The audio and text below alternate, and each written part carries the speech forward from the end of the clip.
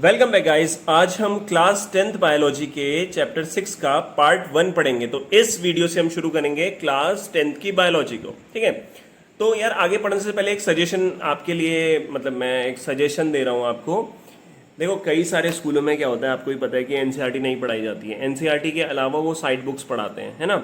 और side books में बहुत ज़्यादा एक्स्ट्रा दिया रहता है, और फिर उसी एक्स्ट्रा को लेके वो क्या करते हैं, अपने यूनिट टेस्ट वगैरह बनाते हैं, यू नो है वेरी वेल। ठीक है, तो उसमें एक्स्ट्रा एक्स्ट्रा पढ़ना पड़ता है, फिर उसके पेपर देते हो। बट एक चीज़ ध्यान रखना, फाइनल में जब आप पेपर देने जाओगे तो it's totally come from NCERT. ठीक है, एनसीईआरटी से ही आपका क्वेश्चन पेपर बनेगा।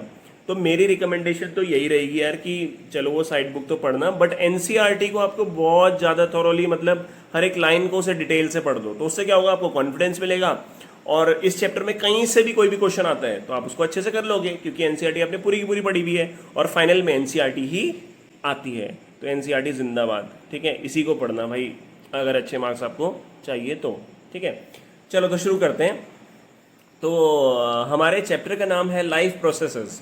What our life process? तो इसकी डेफिनेशन यहाँ पे दे रखी है, टू मेंटेन लाइफ। अगर लाइफ को मेंटेन रखना है या किसी ऑर्गेनिज्म को जिंदा रहना है तो उसको कुछ सर्टेन फंक्शंस परफॉर्म करने पड़ेंगे, जैसे nutrition, respiration, reproduction, excretion, transportation, metabolism. ठीक है, तो ये सारी जो प्रोसेसेस हैं जो किसी लिविंग ऑर्गेनिज्म को जिंदा रखती है, उसी को बोलते हैं लाइफ प्रोसेसेस। लाइफ प्रोसेसेस क्या है? किसी भी ऑर्गेनिज्म को जिंदा रहने के लिए उसके अंदर ये सारी चीजें होनी जरूरी है। तो उस प्रोसेस को जो जो लिविंग ऑर्गेनिज्म को जिंदा रखती है, उसी प्रोसेस को लाइफ प्रोसेसेस बोलते हैं।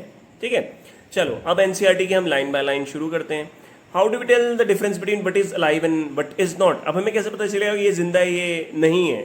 अगर मैं डॉग को रन करते हुए देख रहा हूँ, काउ चूइंग कब, और man shouting loudly on a street, तो हमें पता है ये लिविंग ऑर्गेनिज्म है या लिविंग बीइंग है ये, क्योंकि वो आवाज कर रहे हैं या चल रहे हैं, मूव कर रहे हैं। ठीक है, but what if the dog, और अगर डॉग, काउ और मैन सो जाएं, तो तब मैं क्या बोलूँगा कि वो मतलब मर गए क्या? ऑब्वियसली नॉट, बिकॉज जब वो सो रहे हैं तो मैं क्या देख रहा हूँ, उनमें कुछ टाइप की मूवमेंट हो रही है। मूवमेंट हो रही है मतलब वो ब्रीदिंग जब कर रहे हैं। तो जैसे इंसान कोई सो जाता है तो यार हमें कैसे, हमें पता चलता है ना, अच्छा ये ठीक है सो रखा है, तो मैं उसको क्या देखूंगा, उसकी चेस्ट ऑब्वियसली मूव करेगी, ऊपर नीचे, तो इससे मुझे पता चलेगा हाँ ये सांस ले रहे हैं, मतलब ये लिविंग है।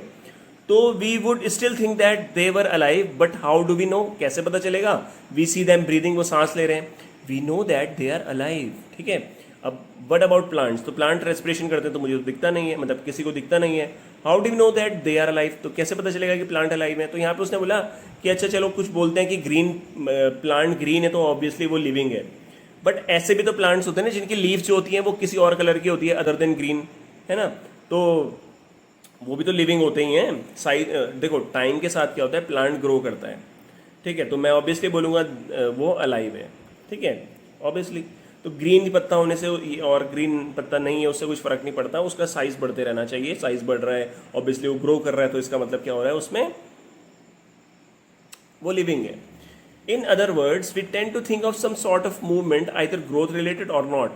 अब देखो, लिविंग ऑर्गेनिज्म शो करते हैं ग्रोथ रिलेटेड मूवमेंट और कुछ ऐसी मूवमेंट जो ग्रोथ रिलेटेड नहीं होती है।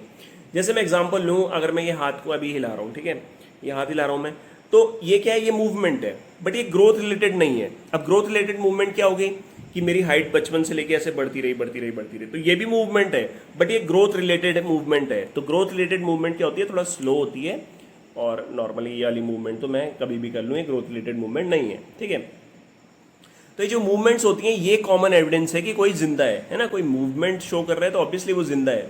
But a plant that is not visibly growing is still alive.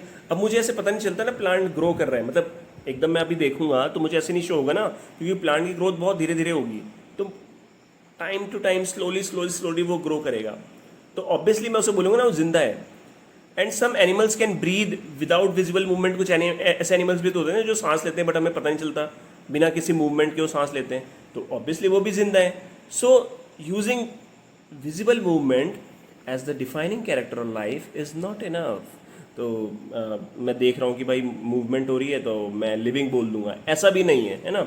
कई जगह पे मूवमेंट नहीं होती है बट वो जिंदा रहते हैं। Movement over very small scale will be visible to the naked eye. ठीक है, अब movement over a very small scale में अगर मैं देख रहा हूँ तो जैसे यहाँ पे क्या हो रही है, मूवमेंट हो रही है मॉलिक्यूल्स की, फॉर एग्जाम्पल हमारी बॉडी के अंदर बहुत सारे मॉलिक्यूल्स एक जगह से दूसरी जगह मूव करते रहते हैं, बट वो मुझे दिख तो नहीं रहे हैं, है ना।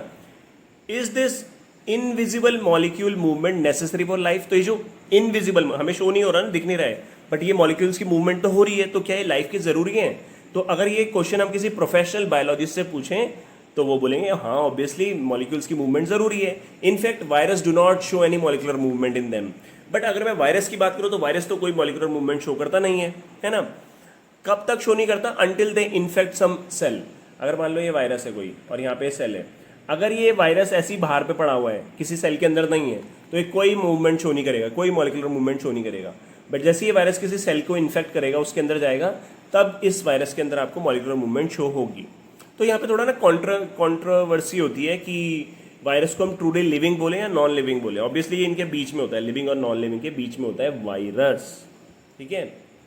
क्योंकि वायरस अगर किसी की बॉडी से बाहर है तो ऑब्वियसली वो ऐसा शो करेगा जैसे वो मरा हुआ है, बट जैसे किसी बॉडी में जाएगा वो एक्टिव हो जाता है।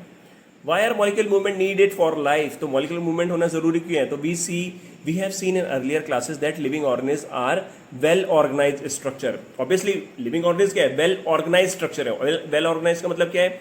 हमारी बॉडी किससे बनी है? ग्रुप ऑफ सेल से। Group of cell is called tissue, tissue से ऑर्गन सिस्टम, है ना, फिर पूरा ऑर्गेनिज्म बन जाता है। तो वेल ऑर्गेनाइज्ड स्ट्रक्चर है। They can have tissues have cells have smaller components in them. तो ये सेल्स हैं, ये न्यूक्लियस है, इसके स्मॉलर कंपोनेंट क्या होते हैं? सेल ऑर्गेनल, जो कि आपने क्लास 9th में पढ़ा है, जैसे कि mitochondria, ribosome, Golgi apparatus, lysosome, ठीक है। तो because of the effect of the environment this organized order nature of living structure is very likely to be keep breaking down over time. अब देखो किसी पर्सन की अभी वो छोटा है तो वो ग्रो करेगा, एडल्ट हो गया।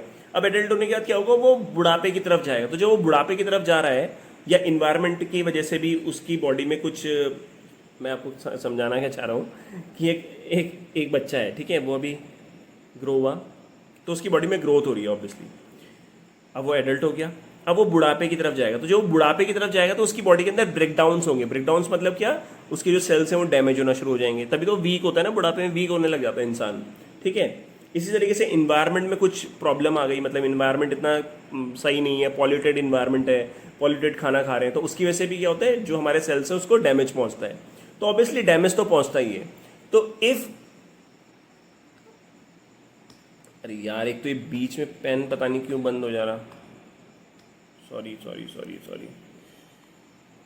पता नहीं क्या यार। वैसे ये जो पेन टैब है ना, एक्चुअली ये मेरे पास 5 सालों से हैं, 5-6 साल हो गए इसको, बट ये अब पता नहीं क्यों इतना प्रॉब्लम शो कर रहा है। एक मिनट जस्ट वेट।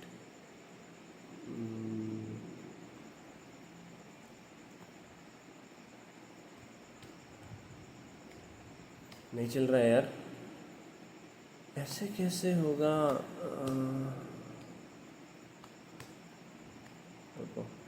ये तो चल रहा है रबड़, हाँ चल गया, ठीक है। तो क्या बोला उसने? हाँ, तो इन्वायरमेंट की वजह से, पॉल्यूशन की वजह से, बहुत चीज़ों की वजह से या एज की वजह से हमारी बॉडी के अंदर क्या होता है? ब्रेक डाउन होता है। If order break down the organism will no longer be alive. तो अगर हमारी बॉडी के अंदर ब्रेक डाउन होता रहेगा तो बॉडी तो डैमेज हो जाएगी और खत्म हो जाएगी। So living creatures must keep repairing and maintaining their structure. Living creature क्या करते हैं? अपनी बॉडी के अंदर जो भी स्ट्रक्चर है उसको क्या करते हैं? रिपेयर करते रहते हैं, जो भी डैमेज हो रहा है, ठीक है। Since all these structure are made up of molecules, तो ये सारे स्ट्रक्चर मॉलिक्यूल्स के बने, they must move molecules around all the time. तो ये मॉलिक्यूल्स क्या है? हमारी बॉडी में मूव करते रहना चाहिए, ठीक है ना। और इसकी वजह से क्या होता है? बॉडी रिपेयर होती है। तो what are the maintenance process in living organism? Let us explore. तो अब हमें देखना है मेंटेनेंस प्रोसेसेस क्या होती है। मेंटेनेंस प्रोसेस समझ गए ना कि एज के साथ या पॉल्यूशन या इन्वायरमेंट की वजह से हमारी बॉडी में डैमेज होता है, तो उसको मेंटेन रखना, उसको रिपेयर करने के लिए कैसे सारी चीज़ें होती हैं, ठीक है। मैं थोड़ा यार जल्दी बोल दिया हूँ, शायद तुम्हें हो सकता है थोड़ा इरिटेशन भी हो, बट क्या करूँ, ये ज़्यादा लंबा वीडियो भी हो जाएगा ना, तो इसलिए थोड़ा दिक्कत होती है। चलो शुरू करते हैं। What our life processes? The maintenance function of living organisms must go on even when they are not doing anything particular. अब एक इंसान जो है या कोई बच्चा जो है वो क्या है? ये देखो लाइन में लिखा है, even when we are just sitting in a class, even if we are just asleep, this maintenance job has to go on. कोई बैठा हुआ है, कोई कुछ नहीं कर रहा है, नॉर्मली बैठा है, तो उसकी बॉडी के अंदर क्या होता है, ये जो मेंटेनेंस फंक्शन है कंटिन्यूसली क्या है, चलता रहता है. ठीक है. ऑब्वियसली मेंटेनिंग फंक्शन नहीं चलेगा तो क्या होगा, बॉडी डैमेज हो जाएगी. The process which together perform this maintenance job are live processes. तो वो प्रोसेसेस जो एक साथ मिलके इस मेंटेनेंस जॉब को करते हैं, उन प्रोसेस को बोलते हैं live processes. Since these maintenance process are need to be prevent damage and break down, energy is needed for them. तो क्या बोला, since these maintenance process are needed to prevent damage and break down.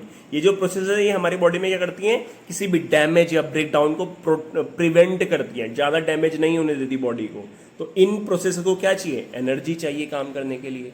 This energy come from outside the body. तो organism क्या करते हैं, बाहर से energy को लेते हैं, है ना, इंडिविजुअल ऑर्गेनिज्म कोई भी. So there must be a process to transfer a source of energy from outside the body of an organism. तो बाहर से कोई चीज़ आती है, ऑब्वियसली हम खाना खाते हैं, मैं खाने की बात कर रहा हूँ, बाहर से हम खाना खाते हैं, तो वो जो खाना है वो हमें क्या करता है, एनर्जी प्रोवाइड करता है, विच वी कॉल फूड.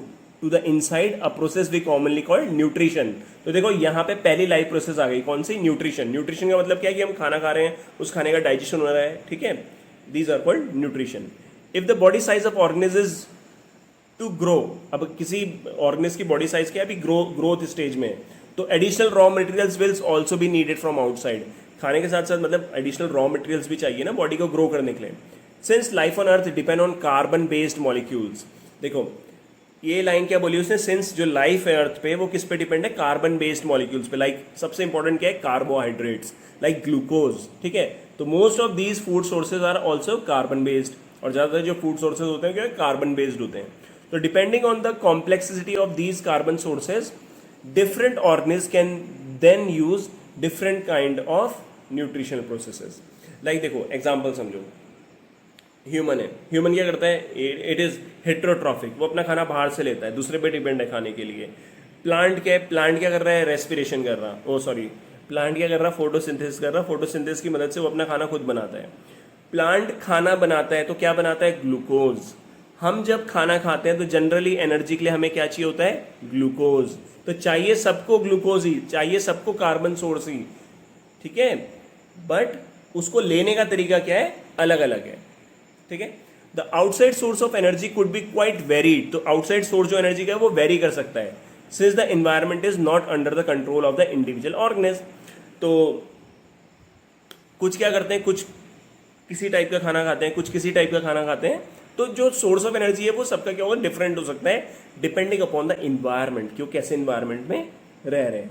तो these source of energy therefore need to be broken down or build up in the body and must be finally converted to uniform source of energy that can be used for the various molecular movement needed for maintaining living structure. तो लंबी line हो गई, क्या बोला उसने, these sources of energy, जो हम sources of energy लेते हैं, therefore need to be broken down. ये source of energy बॉडी के अंदर जब आएंगे तो क्या होना चाहिए, इनका ब्रेक डाउन होना चाहिए. ब्रेक डाउन होने के बाद क्या होता है, इनसे एनर्जी रिलीज होती है. ठीक है, एनर्जी रिलीज होती है, और वो एनर्जी किस में काम आती है, वेरियस मॉलिकुलर मूवमेंट्स के, वेरियस मॉलिकुलर के मूवमेंट्स में काम आती है. ठीक है, और उसकी वजह से क्या होता है, मेंटेन, हमारी जो लाइफ लिविंग स्ट्रक्चर की मेंटेनेंस है वो कंटिन्यूसली चलती रहती है. ठीक है, तो अभी तक देखो हमने क्या पढ़ा, इसको कंफ्यूज मत होना, हमने क्या पढ़ा कि कोई लिविंग ऑर्गेनिज्म है, उसकी बॉडी के अंदर क्या हो रहा है, डैमेज होता रहता है. तो डैमेज हो रहा है तो फिर उसमें बॉडी में क्या है, मेंटेनेंस भी हो रही है, रिपेयरिंग भी हो रही है. उसके लिए क्या है, मॉलिक्यूल्स की मूवमेंट होना जरूरी है. अब मॉलिक्यूल्स मूव कर रहे हैं तो उन मॉलिक्यूल्स को मूवमेंट के लिए एनर्जी चाहिए. एनर्जी हम कहाँ से लेते हैं, बाहर से लेते हैं. इसी को क्या बोलते हैं, न्यूट्रिशन बोलते हैं. ये भी एक लाइफ प्रोसेस है ना, ये चीज हो गई. अब जो हम न्यूट्रिशन ले रहे हैं वो एनर्जी हमें प्रोवाइड करेगा. एनर्जी की वजह से मॉलिकुलर मूवमेंट होगा, मॉलिकुलर मूवमेंट की वजह से क्या होगा, हमारी बॉडी जो है वो क्या करेगी, ग्रो करेगी. ठीक है, ओके, ठीक है. As well as to kind of molecules that body need to grow. तो ये सारी चीजें हमें बाहर से मिलेगी और उसकी मदद से हम ग्रो करेंगे. So this a series of chemical reaction in the body are necessary. तो सीरीज ऑफ केमिकल रिएक्शन हमारी बॉडी के अंदर होती है, वो होना जरूरी है एनर्जी प्रोवाइड करने के लिए. तो यहाँ पे क्या है, ऑक्सीडाइजिंग रिड्यूसिंग रिएक्शन, ऑक्सीडेशन और रिडक्शन दोनों होता है, are some of the most common chemical means to break down molecules. तो इन मॉलिक्यूल जो हमने बाहर से लिए ना, इनका ब्रेक डाउन करने के लिए ऑक्सीडेशन रिडक्शन रिएक्शन होती रहती है. और इन मॉलिक्यूल्स का ब्रेक डाउन क्यों करना है, ताकि एनर्जी रिलीज हो। For this many organisms use oxygen source from outside the body. कई सारे ऑर्गेनिज क्या यूज करते हैं, ऑक्सीजन का यूज करते हैं इन मॉलिक्यूल्स के ब्रेकडाउन के लिए। अब इसका मैं फटाफट आपको समझा देता हूं, हमने क्लास 9 में पढ़ा भी है। This is mitochondria. Mitochondria is called power house of the cell, ये सबको पता है, ठीक है। तो हमने क्या किया, फूड के थ्रू क्या ले लिया, ग्लूकोज ले लिया, मान लो कार्बन सोर्स है, ठीक है। और रेस्पिरेशन जो है, रेस्पिरेशन से अपने को क्या मिलती है, कौन सी गैस, ऑक्सीजन मिलती है। तो ग्लूकोज भी जाएगा यहाँ पे माइटोकॉन्ड्रिया के अंदर, ऑक्सीजन भी जाएगी माइटोकॉन्ड्रिया के अंदर। तो ग्लूकोज का माइटोकॉन्ड्रिया में क्या होगा, फिर से बोल रहा हूँ, ग्लूकोज का माइटोकॉन्ड्रिया में क्या होगा, ऑक्सीडेशन। और इस ऑक्सीडेशन की वजह से यहाँ पे क्या बनेगी, एनर्जी बनेगी, ठीक है। एटीपी जो है वो बनेगी, साथ में CO2 बन जाएगी, साथ में वाटर भी बन जाता है, ठीक है। तो ये चीजें होती है। तो यहाँ पे उसने क्या बोला कि ये जो मॉलिक्यूल है, ये मॉलिक्यूल, इसके ब्रेकडाउन के लिए क्या चाहिए, ऑक्सीजन चाहिए। The process of acquiring oxygen from outside the body and to use it in the process of breaking down of food source for cellular need is what we call respiration. तो second life process is respiration. respiration क्या है, हमने बाहर से क्या किया, oxygen को acquire किया। क्यों एक्वायर किया, ताकि हम इस जो फूड सोर्स हमने बाहर से लिया है उसका ब्रेक डाउन हो सके सेलुलर नीड के लिए, मतलब एनर्जी के लिए। इस प्रोसेस को बोलते हैं रेस्पिरेशन, ठीक है।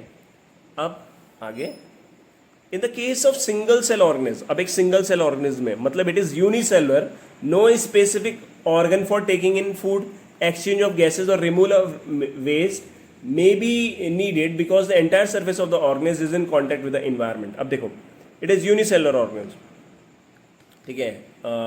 अमीबा ले लेते हैं, अमीबा है, ठीक है। तो क्या होगा, इसका पूरा जो सरफेस है वो किसके कांटेक्ट में है, इन्वायरमेंट के कांटेक्ट में। मतलब यहाँ पे कोई माउथ नहीं है, कोई नोज नहीं है जिसके थ्रू हम सांस लें या खाना लें। तो क्या होता है, किसी भी सरफेस में कहीं से भी क्या होगा, न्यूट्रिशन जो है, न्यूट्रिशन मतलब इसका जो फूड है या जो ऑक्सीजन है वो आ जाएगी, कि कहीं से भी, किसी भी जगह से, ठीक है। क्योंकि स्पेसिफिक ऑर्गन नहीं हो सकता ना इसमें, इट इज यूनिसेलुलर ऑर्गेनिज्म ना। तो ये हो गया, ठीक है। इसी तरीके से जो वेस्ट बनेगा, लाइक CO2 बन रहा है, तो वो बाहर आ जाएगा, ठीक है, कहीं से भी आ जाएगा। तो यहाँ पे क्या है, कोई भी ऑर्गन नहीं है। But what happen when the body size of organism increases. अब बॉडी साइज बढ़ गया और बॉडी डिजाइन क्या हो गया, बहुत ज्यादा कॉम्प्लेक्स हो गया, लाइक ह्यूमन का केस करते हैं। तो in multicellular organism all the cells may not be in direct contact. अब हमारी बॉडी के अंदर जो सेल्स हैं वो इस इन्वायरमेंट के सराउंडिंग में डायरेक्टली कांटेक्ट में तो नहीं है।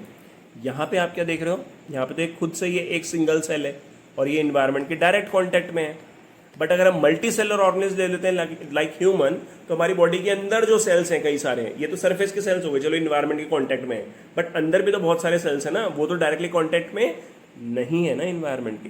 तो in multicellular organism all the cells may not be in directly contact with the surrounding environment, नहीं है। तो thus simple diffusion will not meet the requirement of all the cells. यहाँ पे तो सिंपल डिफ्यूजन हो गया कि surface environment से सेल के अंदर डायरेक्टली आ गया। बट अगर एक मल्टीसेलर ऑर्गेनिज्म है तो उस मल्टीसेलर ऑर्गेनिज्म के अंदर सिंपल डिफ्यूजन के थ्रू हर एक सेल को न्यूट्रिएंट एंड ऑक्सीजन नहीं मिल पाएगी, ठीक है। तो we have seen previously how in multicellular organism various body parts have specialised in the function they perform. अब मल्टीसेलर ऑर्गेनिज्म में तो उसमें क्या होता है, cell, group of cell, tissue. Group of tissue is organ, उससे क्या बनता है, ऑर्गन सिस्टम। तो हमने क्या पढ़ा, हमने ये लाइन में क्या कह रहा है, वो हमारी बॉडी के डिफरेंट बॉडी पार्ट जो होते हैं वो डिफरेंट फंक्शंस को परफॉर्म करते हैं, ठीक है। तो we are familiar with the idea of these specialised cells and with their organisation in the body of the organism. तो मैं जानता हूँ कि हमारी बॉडी के अंदर कुछ स्पेशलाइज्ड सेल्स होते हैं, वो कुछ स्पेशल फंक्शंस को परफॉर्म करते हैं और हमारी बॉडी को बनाते हैं, ठीक है। तो it is therefore not surprising that the Uptake of food end of oxygen will also be function of specialized tissue। तो खाना लेना, सांस लेना, ये कुछ स्पेशलाइज्ड टिश्यूज या ऑर्गन की मदद से हो पाता है हमारी बॉडी के अंदर। However, this poses a problem। Problem क्या है, since the food and oxygen are now taken up at one place in the body of the organism while all part of the body need them। ये देखो important line है, समझ में तो आ रहा है ना आपको, कमेंट कर देना यार, नहीं आ रहा होगा तो बता देना मुझे, ठीक है। देखो ये है एक इंसान, ठीक है, ठीक है, ये है। अब क्या है कि इसने खाना खाया यहाँ से, तो यहाँ आ गया खाना, ठीक है, यहाँ से सांस ले ली नाक से। तो उसने क्या बोला कि यहाँ पे प्रॉब्लम क्या है, since the food and oxygen are now taken at one place से यहाँ से हम खाना लेते हैं, यहाँ से हम ऑब्वियसली बताने की जरूरत नहीं है, यहाँ से हम सांस लेते हैं, ठीक है। तो ये जो खाना और जो ऑक्सीजन है ये इस पर्टिकुलर एरिया में जा रहा है, ठीक है। बट अब उसके कहने का मतलब क्या है कि जो हम खाना खा रहे हैं वो यहाँ आ जा रहा, जो हम सांस ले रहे हैं वो यहाँ आ जा रही है। बट लेकिन हमारी पूरी बॉडी के हर एक सेल को क्या चाहिए, ये न्यूट्रिएंट चाहिए और ये ऑक्सीजन चाहिए, है ना। तो फिर वो कैसे होगा, तो this situation create a need for a transport system for carrying food and oxygen from one place to another in the body. तो इसलिए उसने क्या बोला, एक ट्रांसपोर्ट सिस्टम है हमारी बॉडी के अंदर जो क्या करता है, इस न्यूट्रिएंट्स को या फूड को और ये इस ऑक्सीजन को हमारी बॉडी में पूरा ट्रांसपोर्ट कराता है हर एक सेल तक। तो यहाँ पे क्या है हमारी बॉडी में, transportation it is a third life process जो हो गई, ठीक है। When chemical reaction use the carbon source, अब केमिकल रिएक्शन में किसका यूज होता है, कार्बन सोर्स का। कार्बन सोर्स ऑब्वियसली जो होता है ग्लूकोज इज C6H12O6, ठीक है। And the oxygen for energy generation, तो कार्बन सोर्स और ऑक्सीजन हमने ले लिया एनर्जी जनरेशन के लिए। They create by product that are not only useless for the cells of the body but could even be harmful. देखिए cell है, इस सेल के अंदर मैंने डाला ग्लूकोज, इसके अंदर डाला ऑक्सीजन, माइटोकॉन्ड्रिया के अंदर क्या बना, CO2 बन गया। तो ये CO2 इज नॉट रिक्वायर्ड ना, ये यूजलेस है। तो बॉडी को क्या, सेल को क्या करना है, इससे छुटकारा पाना है और बॉडी को नहीं चाहिए, तो बॉडी क्या करती है, इसको बाहर निकालती है। तो these waste by products are therefore needed to be removed from the body, body से निकलना जरूरी है, and discarded outside by the process called excretion. Fourth life process excretion क्या है, एक ऐसी प्रोसेस जिसकी मदद से हम क्या करते हैं, हमारी बॉडी के अंदर जो हार्मफुल सब्सटेंसेस या हार्मफुल वेस्ट बनता है ना, उसको बाहर निकालना। देखो एक लाइन बताता हूँ, मेटाबॉलिज्म क्या होता है, टोटल रिएक्शंस जो हमारी बॉडी के अंदर होती है उसे बोलते हैं मेटाबॉलिज्म। और मेटाबॉलिज्म होने के बाद क्या होता है, बहुत सारा हार्मफुल वेस्ट भी बनता है, यूजलेस वेस्ट बनता है जो बॉडी को नहीं चाहिए, तो बॉडी उसे बाहर निकालती है किस प्रोसेस की मदद से, एक्सक्रीशन की मदद से। Again if the basic rule for the body design in multicellular organism are followed, ठीक है। Basic design of multicellular organism मतलब वही सेल, टिश्यू, ऑर्गन सिस्टम, फिर ऑर्गेनिज्म, पूरी बॉडी। तो specialised tissues for excretion will be developed. तो इसका मतलब ऑब्वियसली आप समझ रहे हो ना, अगर एक मल्टीसेलर ऑर्गेनिज्म है तो उसमें सेल होगा, ग्रुप ऑफ सेल से टिश्यू बनेगा, टिश्यू से ऑर्गन्स बनेंगे, तो अलग अलग ऑर्गन्स बनेंगे, अलग अलग ऑर्गन अलग अलग काम करेंगे। तो यहाँ पे बात कर रहे हैं वो एक्सक्रीशन की। तो इसका मतलब क्या है, एक्सक्रीशन करने के लिए भी हमारी बॉडी के अंदर क्या होंगे, कुछ स्पेशल ऑर्गन होगा, जिसका नाम पता है तो आप मुझे बता सकते हैं। उसका नाम शुरू होता है किससे, उसका नाम शुरू होता है के से, ठीक है, सिंपल है यार। Which means that transport system will need to transport waste away from the cells to this excretory system, तो एक्सक्रीटरी टिश्यूज। तो यहाँ पे क्या है, एक्सक्रीशन तो चलो हो गया, ठीक है। अब ये सेल है, इस सेल ने कुछ भी वेस्ट बना दिया, लाइक एक वेस्ट का नाम बताऊँ, यूरिया बना दिया, ठीक है। ये यूरिया को क्या करना है, हटाना है यहाँ से। तो हटाने के लिए क्या है, ये अपना क्या हो गया, एक एक्सक्रीटरी ऑर्गन हो गया। तो इधर बॉडी के एक सेल में कहीं पे यूरिया बना, और ये वाला जो किडनी है ऑब्वियसली ये दूर पे है, तो यूरिया को यहाँ तक ले जाना पड़ेगा ना किडनी तक, ताकि किडनी उसे बाहर फेंक सके बॉडी से यूरिन के थ्रू। तो कौन करेगा यहाँ पे, ट्रांसपोर्टेशन सिस्टम यहाँ पे काम करेगा, विच इज ऑब्वियसली ब्लड यहाँ पे काम करता है, ब्लड ट्रांसपोर्ट करता है ना वेरियस सब्सटेंसेस को from one body part two another body part. इसलिए ब्लड को क्या बोलते हैं, फ्लूइड कनेक्टिव टिश्यू, ठीक है। तो let us consider these various processes so essential to maintain life one by one. तो यहाँ पे हम बात करेंगे किसकी, लाइफ प्रोसेस की, specially nutrition, excretion, respiration, circulation, वो ट्रांसपोर्टेशन, इनकी। तो देखो ये चैप्टर अपना खत्म हो गया, सॉरी क्या बोल रहा हूँ मैं ये वीडियो अपना खत्म हो गया। ये सिर्फ इंट्रोडक्शन वाला वीडियो था, 25 मिनट का वीडियो तो बन गया है या थोड़ा ज़्यादा हो गया, बट आई होप आपको समझ में आया होगा। हर एक लाइन पढ़ना बहुत ज़रूरी है यार, इसको झेल मत समझना कि यार हर एक लाइन पढ़नी पड़ रही है और ये इतना ज़्यादा कैसे होगा, कैसे करेंगे, ये नहीं, ठीक है। ये आदत जब आप बना लोगे ना कि हर एक लाइन पढ़ने की, तो ये आपको बहुत आगे की क्लासेस में भी काम आएगा। इससे क्या होगा, आपको कोई टॉपिक नहीं छूटेगा, कोई टॉपिक नहीं छूटेगा, कहीं से भी क्वेश्चन आएगा आप कर लोगे। ठीक है, तो ये हो गया लाइफ प्रोसेस का। यहाँ पे थोड़ा बहुत हमने जो देखा वो यहाँ पे इंट्रोडक्शन से हमने शुरू किया था। ठीक है, तो आई होप आपको ये वीडियो पसंद आया होगा। एंड अगर आप अभी तक लास्ट तक देख रहे हैं, क्योंकि ऑब्वियसली यार बच्चे छोड़ देते हैं बीच में ही, ठीक है, तो अगर आप लास्ट तक देख रहे हैं तो thank you so much for watching this video and thanks for your support and please share with your, Hindi में बोल लेता हूँ यार, अपने दोस्तों को प्लीज़ मेरे चैनल का जो वीडियो है वो आप शेयर कर दीजिएगा, उन्हें भेजिएगा, उन्हें बोलिएगा देखिएगा एक बार। अगर आपको पसंद आता है तो तभी तो आप रिकमेंड करोगे ना आगे। और अगर आपको पसंद नहीं आ रहा है, कोई ऐसा लग रहा है क्या पढ़ा रहा है ये चीज़ तो मेरी समझ में नहीं आई, ये क्या बताया, तो उसको प्लीज़ कमेंट में मुझे बताओ, मुझे क्रिटिसाइज़ भी करो, मुझे बताओ यार कि मेरी गलती कहाँ पे है। ठीक है, तो ये सारी चीज़ें मुझे बताओ, और अगर अच्छा लगा वीडियो तो वो भी बताना। तो thank you so much once again watching, bye bye.